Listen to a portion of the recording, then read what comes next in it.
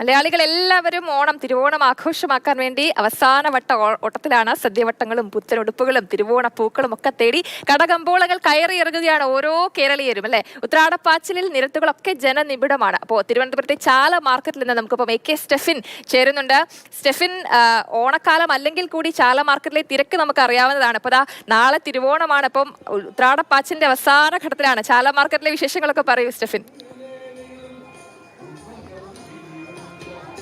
ജയലക്ഷ്മി, ഉത്രാടപ്പാച്ചിൽ അതിന്റെ ഉച്ചസ്ഥായിലാണ്. ഒപ്പം തന്നെ ഓണത്തിന്റെ ആഘോഷം അതിങ്ങനെ തിരുവനന്തപുരത്ത് വിവിധ കാര്യങ്ങളിൽ നമുക്ക് കാണാൻ കഴിയും. നമ്മളിപ്പോൾ നിൽക്കുന്നത് ഗാന്ധി പാർക്കിലാണ്, ചാല മാർക്കറ്റിനോട് ചേർന്ന ഗാന്ധി പാർക്കിൽ.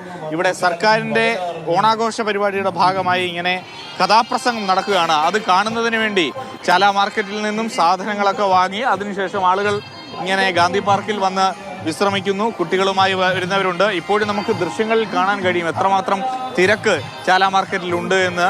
അത്രയധികം ആളുകളുണ്ട്. അമ്മ, എന്തായി, സാധനമൊക്കെ വാങ്ങിയാ? ഓണമൊക്കെ എന്തായി? എവിടെ വരെ നാളെ അല്ലേ ആഘോഷം? എല്ലാം വാങ്ങി പോവാണ്.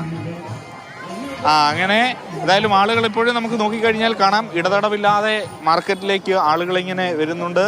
ഓണം എന്ന് പറയുന്ന എല്ലാവരെയും സംബന്ധിച്ചിടത്തോളം ഒരു വലിയ അനുഭവത്തിൻ്റെതാണ്. അതുകൊണ്ട് തന്നെ വലിയൊരു തയ്യാറെടുപ്പ് അതിനാവശ്യമാണ്. അതിൻ്റെ ഒരു അവസാനഘട്ട ഒരുക്കത്തിലാണ്. എല്ലാ സാധനങ്ങളെല്ലാം വാങ്ങി. ഇനി ഓണം ആഘോഷിക്കാനുള്ള ഒരുക്കമാണ് നാളെ. എന്തൊക്കെയാ വാങ്ങിയത്? വിലക്കറി വാങ്ങിച്ചു, പിന്നെ എല്ലാം കിട്ടി. വില കുറവാണോ? എങ്ങനെയുണ്ട്? വില കൂടുതൽ തന്നെ, വില കൂടുതൽ തന്നെ. എങ്ങോട്ടാണ് പോകുന്നത്? ചെറിയ വണ്ടി.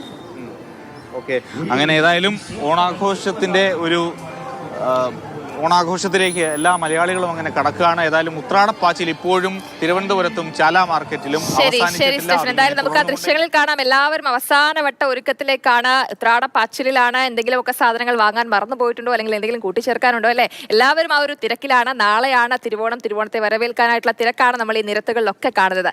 AK സ്റ്റെഫിൻ ആയിരുന്നു നമുക്കൊപ്പം ഉണ്ടായിരുന്നത്.